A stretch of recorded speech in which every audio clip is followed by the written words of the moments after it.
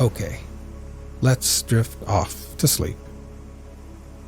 Today you'll be listening and dozing off on a warm afternoon at Grandma and Grandpa's at Gull Harbor.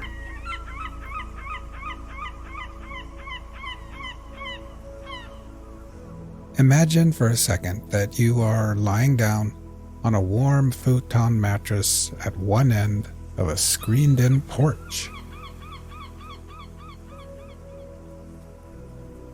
The porch faces the harbor, the bay, and the ocean on the horizon.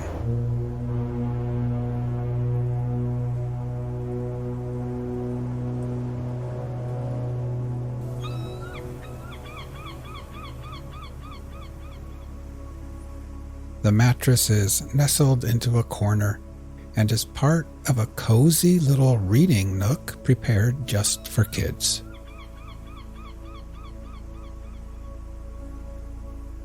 There is a little bookshelf there full of comics, magazines, crosswords, and children's books.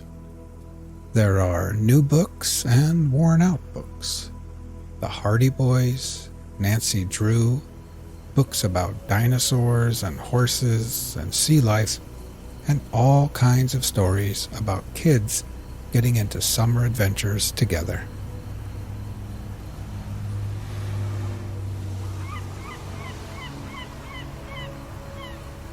A blue plastic and white transistor radio sits next to a stack of puzzles and board games. A wooden box contains decks of playing cards, dice, jacks, and short little pencils that have been sharpened way too many times.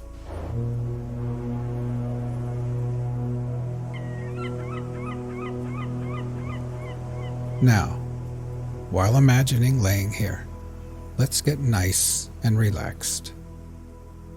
First, close your eyes and just become aware of your breathing, feeling your chest gently rise and fall again.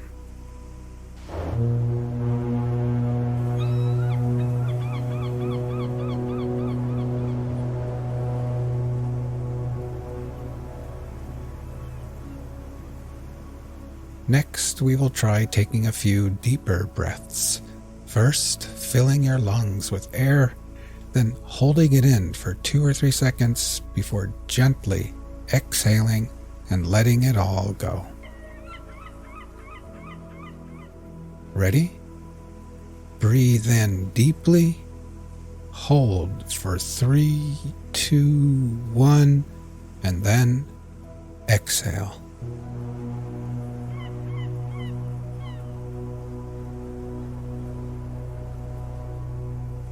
One more time. Breathe in deeply, hold for 3, 2, 1, and exhale.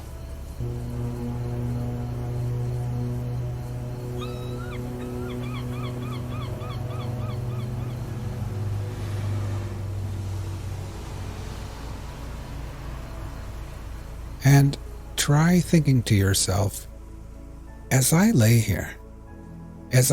here at Gull Harbor, I can feel gravity's pull tugging me gently back towards Earth. With every exhale, I can feel my feet, my ankles, calves, knees, and my legs becoming heavier and more relaxed.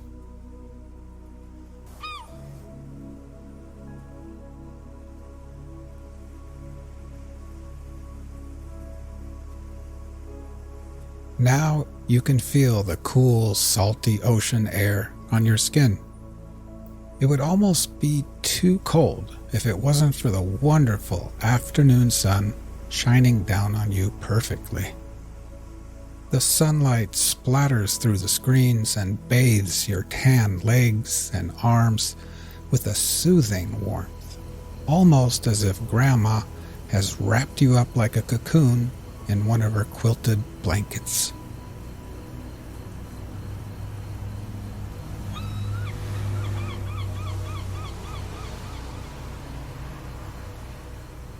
Inside the house, the TV is on, and you can hear Grandma and Grandpa moving around after lunch. Dr. James Whitcomb Brawler. Brawler, huh? It rhymes with B-R-O-W-E-R. Why do you have that G-H in there? To make it difficult for quizmasters? Yes. Is that what You know that they too will soon be taking their afternoon nap in their rooms. But you've got the whole porch to yourself, and your belly feels nice and warm and perfectly satisfied. Today, Grandma made clam chowder and grilled cheese sandwiches. You enjoyed the hot soup and warm, soft cheese, and then you washed it down with a glass of fresh, cold milk.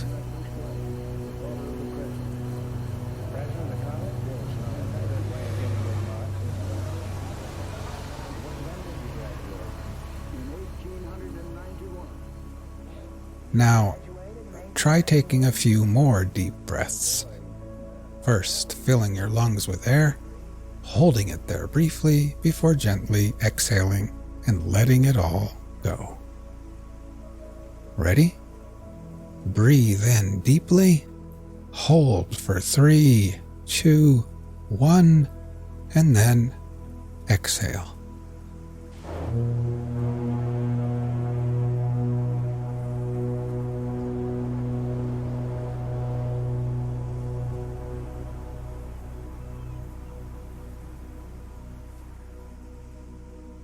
Try continuing on your own, and while doing this, try thinking to yourself, as I lay here, I can feel my body becoming heavier in the cool air and warm sunshine. With each exhale, I can feel my hands and arms and my torso becoming heavier and heavier and more relaxed.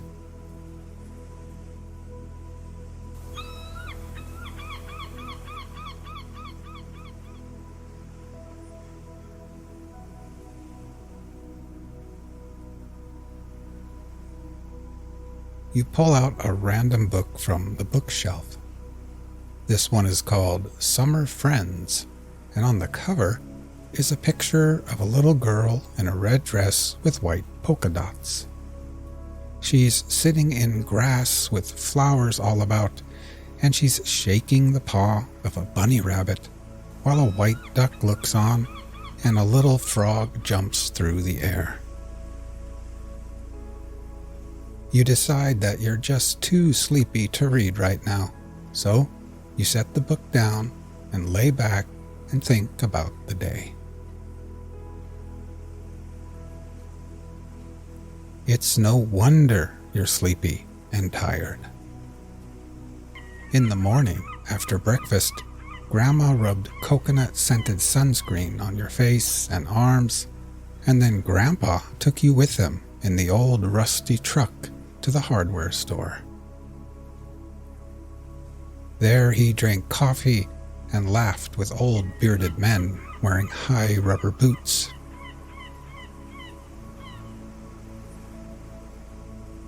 Then you went with him to the docks at the harbor, where he showed you the best place to buy fresh clams, crab, and fish.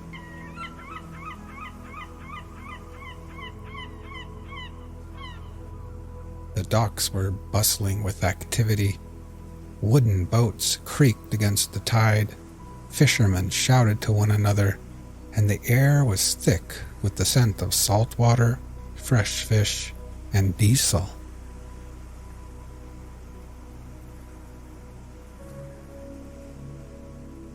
As you continue to breathe deeply and then exhale, try thinking to yourself, as I lay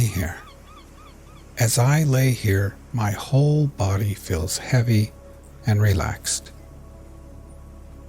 With every exhale, I can feel gravity pulling me back towards Earth gently.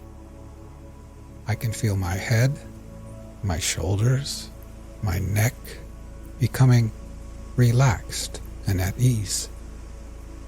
And my legs are heavy and at peace with gravity's pull. Now my whole body, my legs and feet, my arms and hands, my torso, my head and neck and shoulders, my whole body is completely at peace, relaxed, and at ease.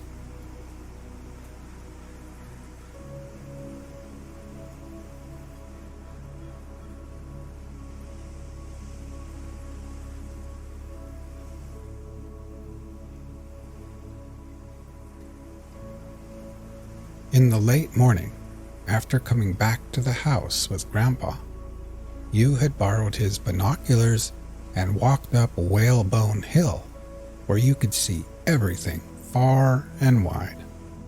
The little town of Gull Harbor, the fishing boats and ships at sea, the car ferry full of tourists headed to the islands, the seagulls, and kids riding bikes and scooters along the streets below. Then, up on Whalebone Hill, you had finally flown your brand new kite, a beautiful purple kite with a long white tail. It climbed higher and higher and higher through the coastal winds, tugging on your tired arms like a heavy fish on the end of the line.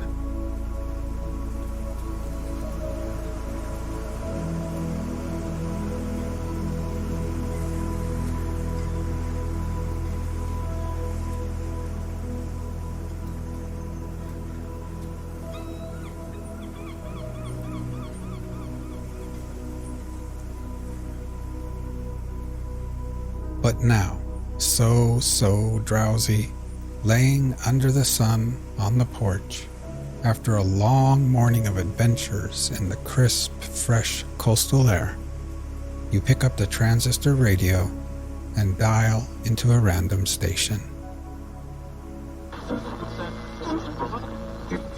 The Happy Prince by Oscar Wilde. High above the city, on a tall column, stood the statue of the Happy Prince.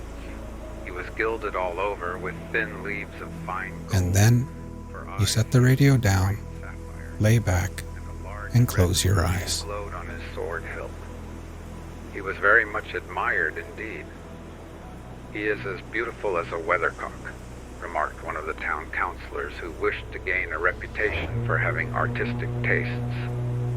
Only not quite so useful, he added, fearing lest people should think him unpractical, which he really was not. Why can't you be like the Happy Prince? Asked the sensible mother of her little boy, who was crying for the moon. The Happy Prince never dreams of crying for anything. I am glad there is someone in the world who is quite happy, muttered a disappointed man as he gazed at the wonderful statue. He looks just like an angel, said the charity children as they came out of the cathedral in their bright scarlet cloaks and their clean white pinafores. How do you know, said the mathematical master. You have never seen one.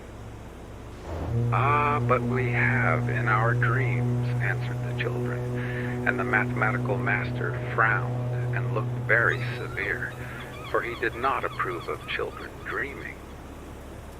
One night there flew over the city a little swallow. His friends had gone away to Egypt 6 weeks before, but he had stayed behind, for he was in love with the most beautiful reed. He had met her early in the spring as he was flying down the river after a big yellow moth, and had been so attracted by her slender waist that he had stopped to talk to her. "Shall I love you?" said the swallow, who liked to come to the point at once, and the reed made him a low bow. So he flew round and round her, touching the water with his wings, and making silver ripples. This was his courtship, and it lasted all through the summer. "It is a ridiculous attachment," twittered the other swallows. "She has no money and far too many relations." And indeed the river was quite full of reeds.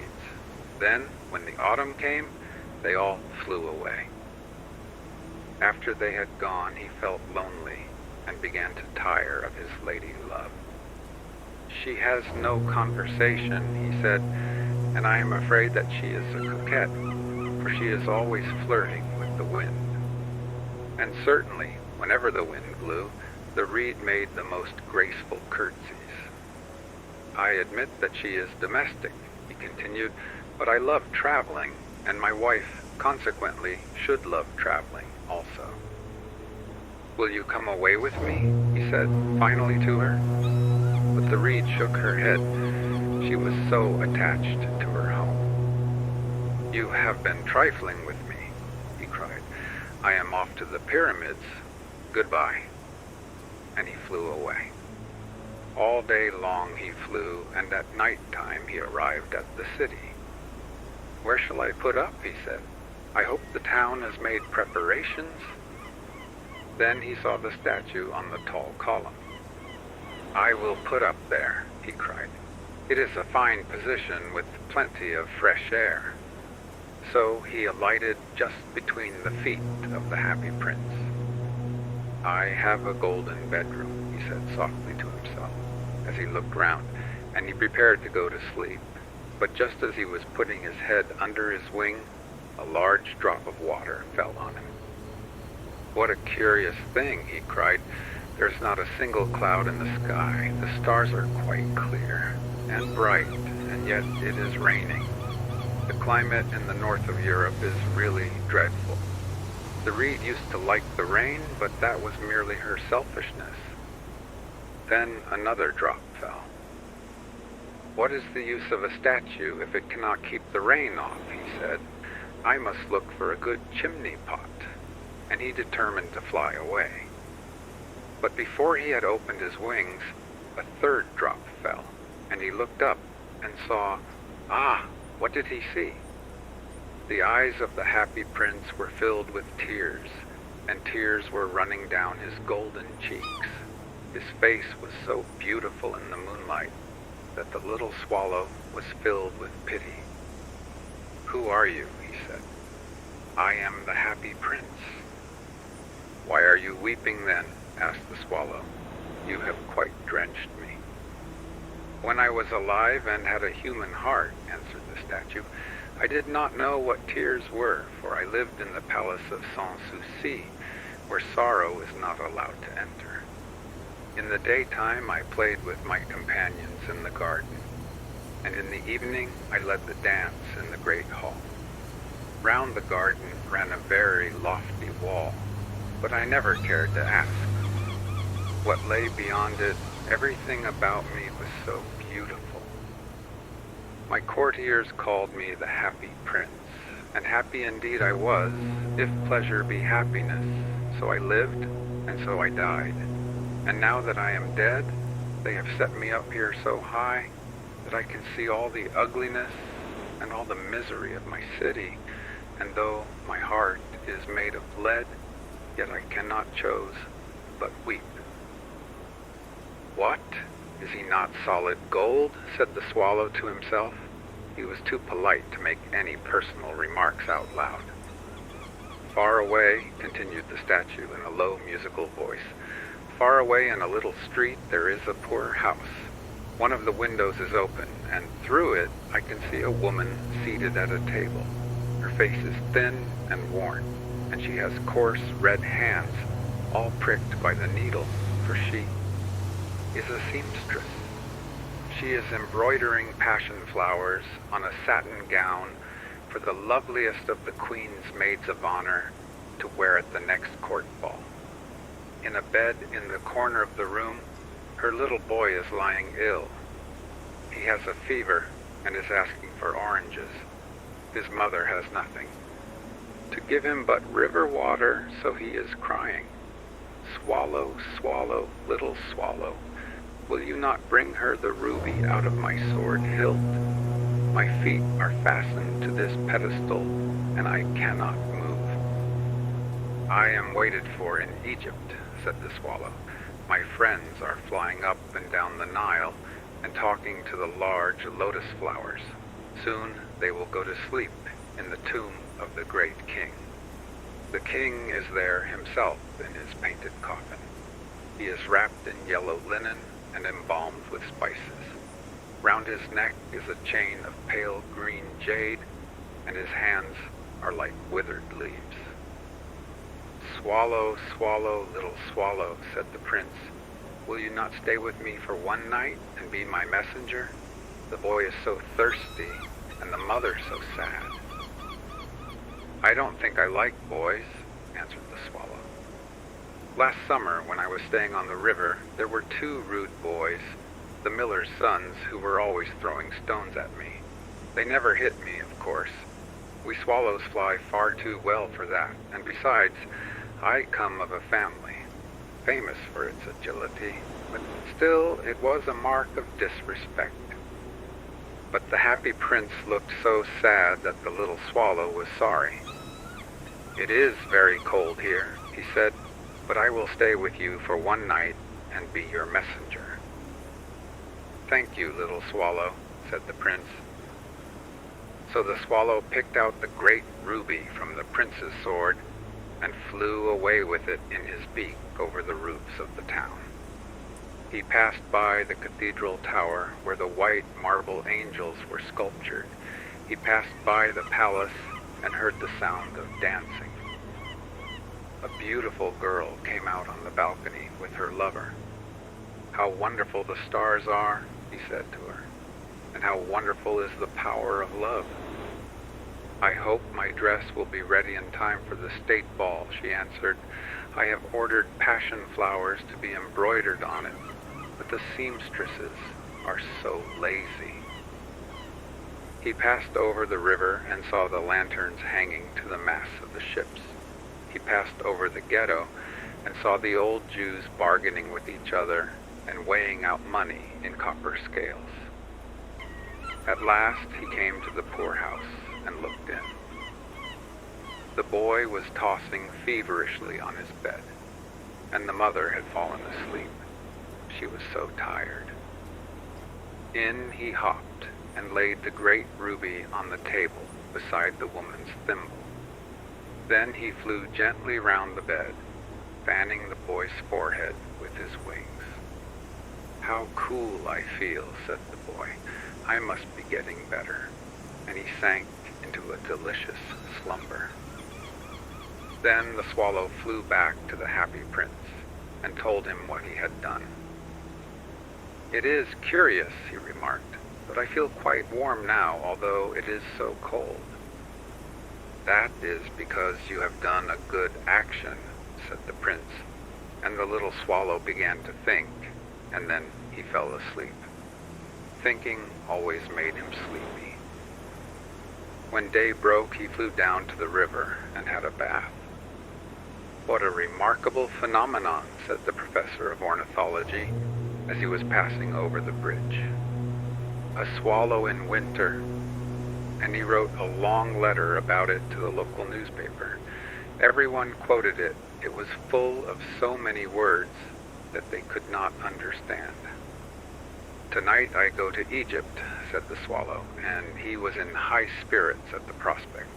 He visited all the public monuments and sat a long time on top of the church steeple. Wherever he went, the sparrows chirruped and said to each other, "What a distinguished stranger." So he enjoyed himself very much. When the moon rose, he flew back to the happy prince. "Have you any commissions for Egypt?" he cried. "I am just starting." "Swallow, swallow, little swallow," said the prince. "Will you not stay with me one night longer?" "I am waited for in Egypt," answered the swallow. "Tomorrow my friends will fly up to the second cataract.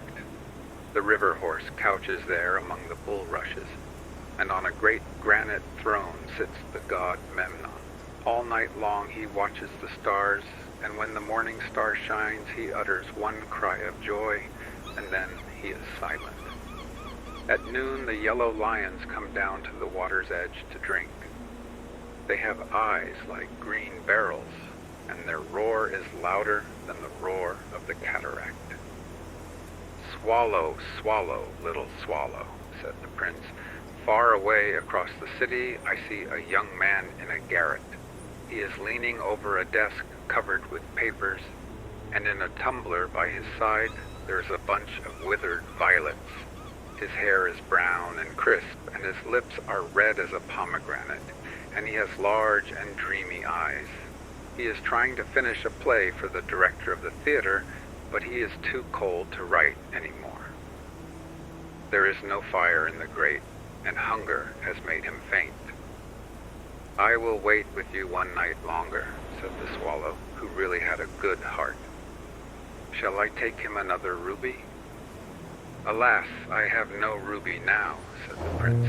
"My eyes are all that I have left. They are made of rare sapphires, which were brought out of India 1,000 years ago. Pluck out one of them and take it to him. He will sell it to the jeweler and buy food and firewood and finish his play." "Dear prince," said the swallow, "I cannot do that," and he began to weep. "Swallow, swallow, little swallow," said the prince, "do as I command you." So the swallow plucked out the prince's eye and flew away to the student's garret. It was easy enough to get in, as there was a hole in the roof. Through this he darted and came into the room.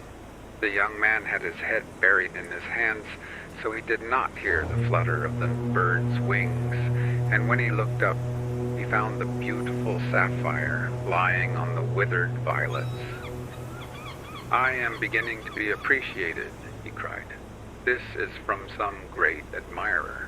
Now I can finish my play," and he looked quite happy.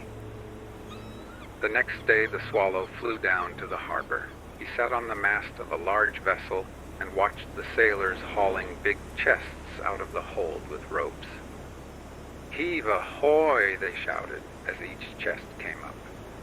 "I am going to Egypt," cried the swallow, but nobody minded, and when the moon rose, he flew back to the happy prince.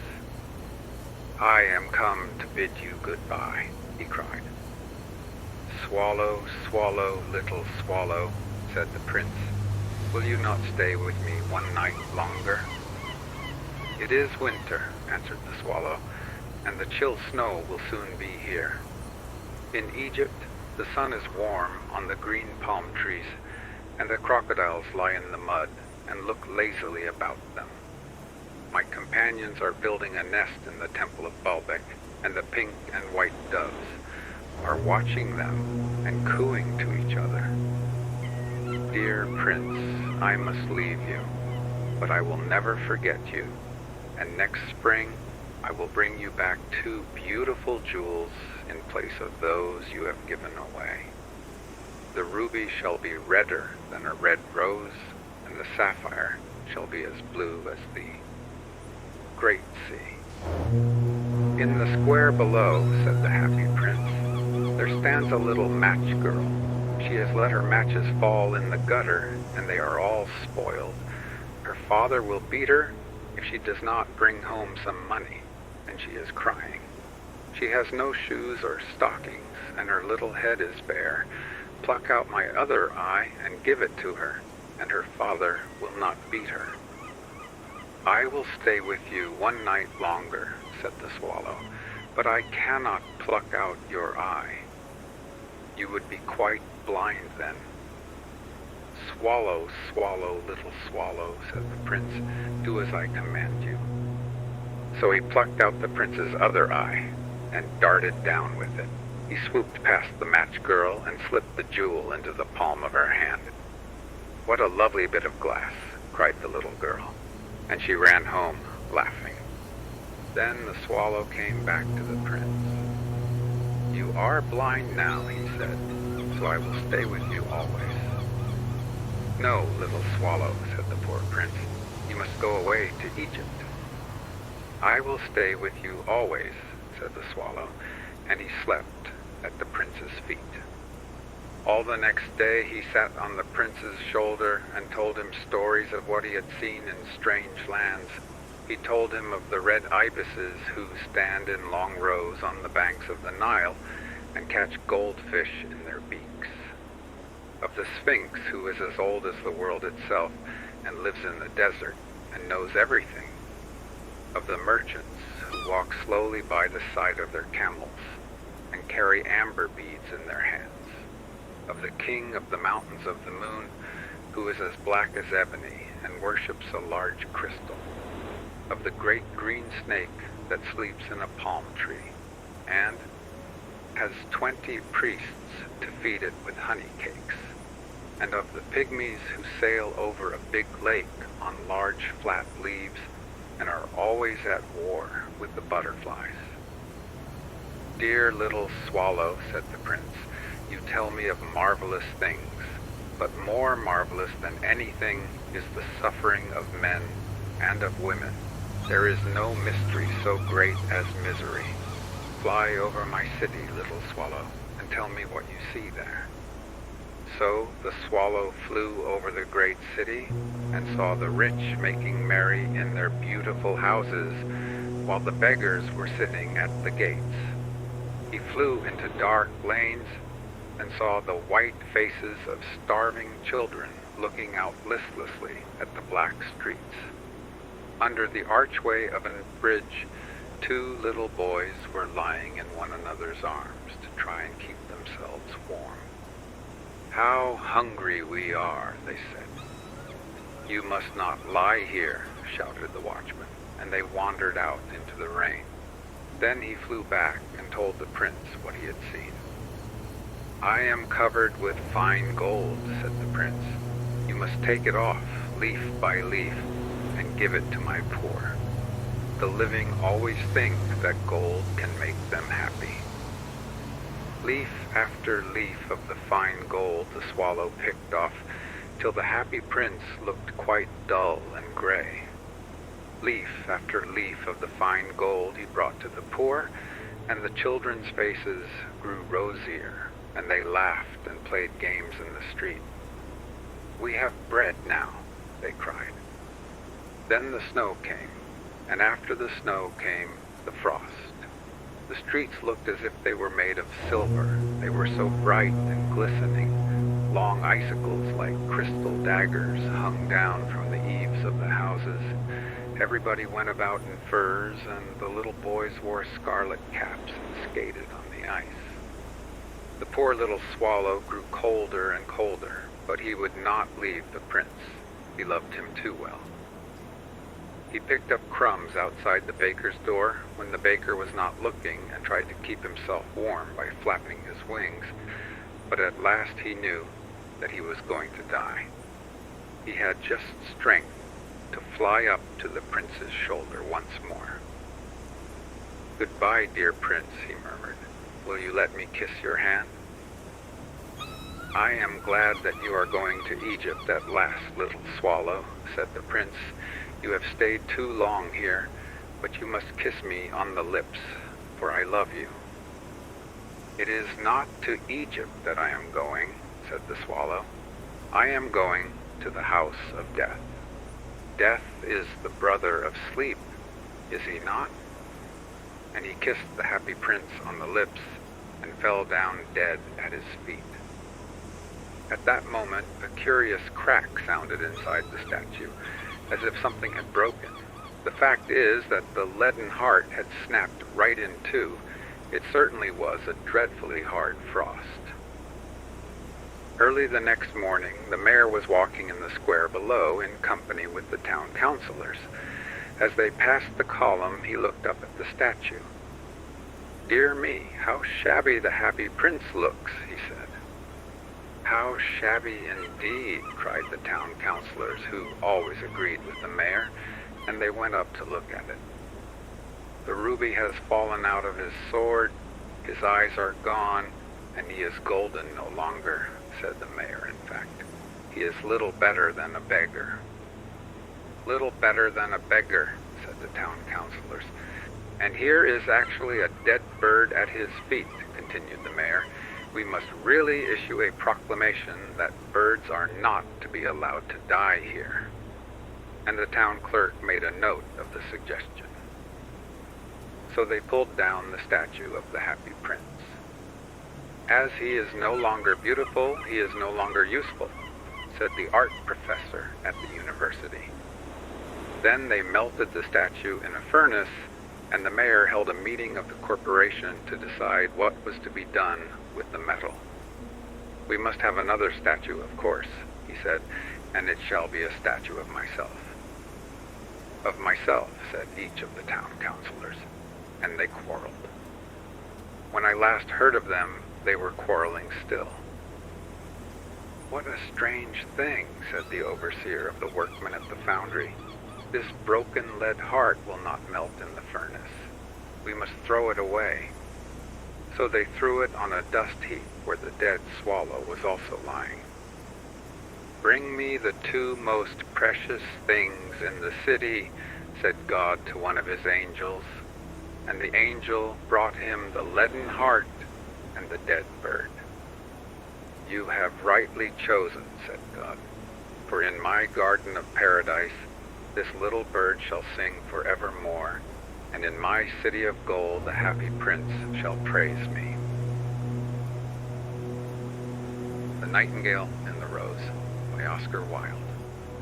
"She said that she would dance with me if I brought her red roses," cried the young student, "but in all my garden there is no red rose."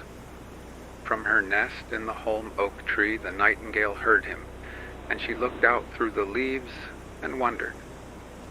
"No red rose in all my garden," he cried, and his beautiful eyes filled with tears. "Ah, on what little things does happiness depend? I have read all that the wise men have written, and all the secrets of philosophy are mine, yet for want of a red rose is my life made wretched." "Here at last is a true lover," said the nightingale. "Night after night have I sung of him, though I knew him not. Night after night have I told his story to the stars, and now I see him. His hair is dark as the hyacinth blossom, and his lips are red as the rose of his desire, but passion has made his face like pale ivory, and sorrow has set her seal upon his brow."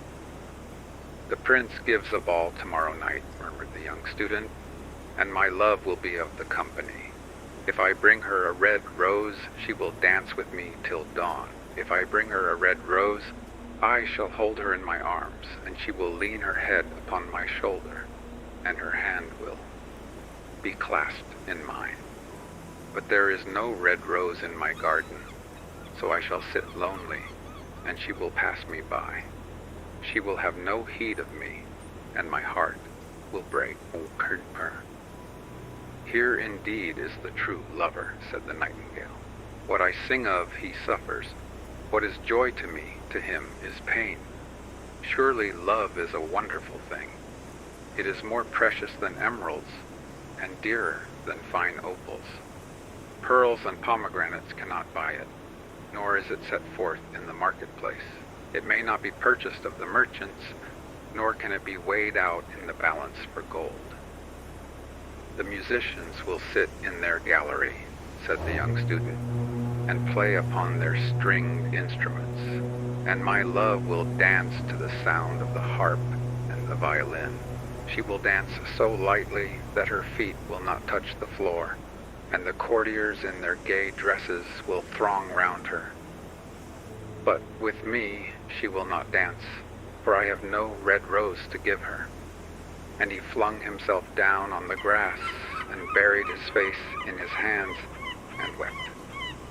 "Why is he weeping?" asked a little green lizard as he ran past him with his tail in the air. "Why indeed?" said a butterfly who was fluttering about after a sunbeam. "Why indeed?" whispered a daisy to his neighbor in a soft, low voice. "He is weeping for a red rose," said the nightingale.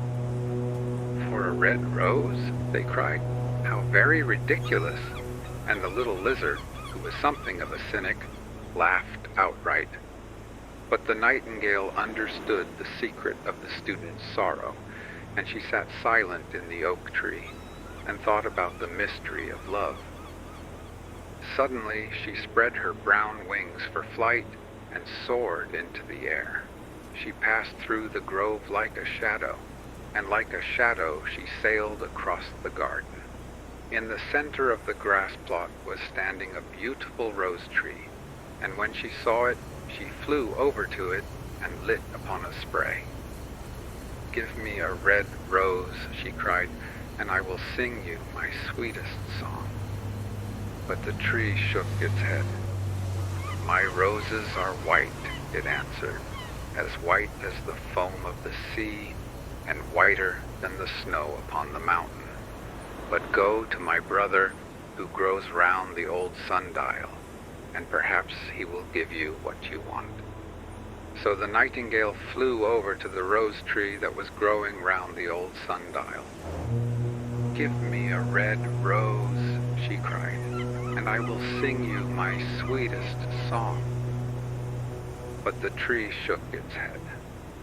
"My roses are yellow," it answered, "as yellow as the hair of the mermaiden who sits upon an amber throne, and yellower than the daffodil that blooms in the meadow before the mower comes with his scythe. But go to my brother who grows beneath the student's window, and perhaps he will give you what you want." So the nightingale flew over to the rose tree that was growing beneath the student's window. "Give me a red rose," she cried, "and I will sing you my sweetest song." But the tree shook its head. "My roses are red," it answered, "as red as the feet of the dove, and redder than the great fans of coral that wave and wave in the ocean cavern. But the winter has chilled my veins, and the frost has nipped my buds, and the storm has broken my branches, and I shall have no roses at all this year." "One red rose is all I want," cried the nightingale. "Only one red rose. Is there no way by which I can get it?" "There is a way," answered the tree, "but it is so terrible that I dare not tell it to you." "Tell it to me," said the nightingale. "I am not afraid." "If you want a red rose," said the tree, "you must build it out of music by moonlight and stain it with your own heart's blood. You must sing to me with your breast against a thorn. All night long you must sing to me, and the thorn must pierce your heart, and your lifeblood must flow into my veins and become mine." "Death is a great price to pay for a red rose," cried the nightingale, "and life is very dear to all. It is pleasant to sit in the green wood and to watch the sun in his chariot of gold and the moon in her chariot of pearl. Sweet is the scent of the hawthorn, and sweet are the bluebells that hide in the valley, and the heather that blows on the hill. Yet love is better than life, and what is the heart of a bird compared to the heart of a man?" So she spread her brown wings for flight and soared into the air. She swept over the garden like a shadow, and like a shadow she sailed through the grove. The young student was still lying on the grass where she had left him, and the tears were not yet dry in his beautiful eyes. "Be happy," cried the nightingale. "Be happy. You shall have your red rose. I will build it out of music by moonlight, and stain it with my own heart's blood. All that I ask of you in return is that you will be a true lover, for love is wiser than philosophy, though she is wise, and mightier than power, though he is mighty. Flame-colored are his wings, and colored like flame is his body. His lips are sweet as honey, and his breath is like frankincense." The student looked up from the grass and listened, but he could not understand what the nightingale was saying to him, for he only knew the things that are written down in books. But the oak tree understood and felt sad, for he was very fond of the little nightingale who had built her nest in his branches. "Sing me one last song," he whispered. "I shall feel very lonely when you are gone." So the nightingale sang to the oak tree, and her voice was like water bubbling from a silver jar. When she had finished her song, the student got up and pulled a notebook and a lead pencil out of his pocket. She has form, he said to himself, as he walked away through the grove. That cannot be denied to her. But has she got feeling? I am afraid not. In fact, she is like most artists. She is all style without any sincerity. She would not sacrifice herself for others. She thinks merely of music, and everybody knows that the arts are selfish. Still, it must be admitted that she has some beautiful notes in her voice. What a pity it is that they do not mean anything or do any practical good. And he went into his room and lay down on his little pallet bed and began to think of his love, and after a time he fell asleep. And when the moon shone in the heavens, the nightingale flew to the rose tree and set her breast against the thorn. All night long she sang with her breast against the thorn, and the cold crystal moon leaned down and listened. All night long she sang, and the thorn went deeper and deeper into her breast, and her life-blood ebbed away from her. She sang first of the birth of love in the heart of a boy and a girl, and on the topmost spray of the rose tree there blossomed a marvelous rose, petal following petal, as song followed song. Pale was it at first as the mist that hangs over the river, pale as the feet of the morning, and silver as the wings of the dawn. As the shadow of a rose in a mirror of silver, as the shadow of a rose in a water pool, so was the rose that blossomed on the topmost spray of the tree. But the tree cried to the nightingale to press closer against the thorn. "Press closer, little nightingale," cried the tree, "or the day will come before the rose is finished." So the nightingale pressed closer against the thorn, and louder grew her song, for she sang of the birth of passion in the soul of a man and a maid. And a delicate flush of pink came into the leaves of the rose, like the flush in the face of the bridegroom when he kisses the lips of the bride. But the thorn had not yet reached her heart, so the rose's heart remained white, for only a nightingale's heart's blood can crimson the heart of a rose. And the tree cried to the nightingale to press closer against the thorn. "Press closer, little nightingale," cried the tree, "or the day will come before the rose is finished." So the nightingale pressed closer against the thorn, and the thorn touched her heart, and a fierce pang of pain shot through her.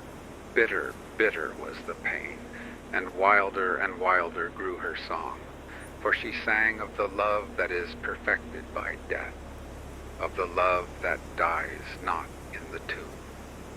And the marvelous rose became crimson, like the rose of the eastern sky.